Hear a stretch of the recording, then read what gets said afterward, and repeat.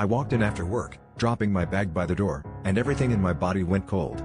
My wife was pressed up against someone on our couch, her hands tangled in his hair, but the moment I saw the back of his head, my heart stopped. The man she was kissing was my boss. There was no mistaking the expensive watch, the tailored suit jacket thrown over our armchair.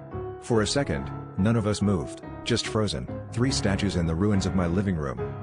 My wife finally jerked away, face flushed, mouth open as if she'd scream or apologize or both.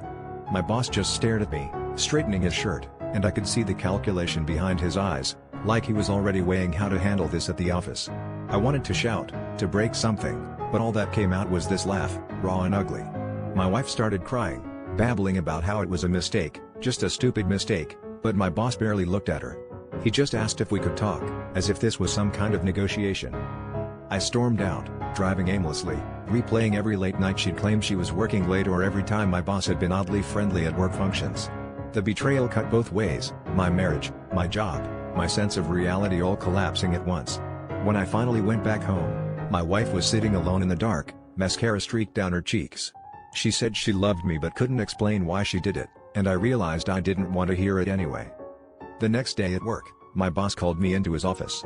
I thought he'd fire me, but instead he offered me a promotion, his voice steady, like nothing had happened. It hit me then, this wasn't about love or lust, it was about power. My wife, my boss, even me, we'd all been playing games, using each other to fill something broken inside.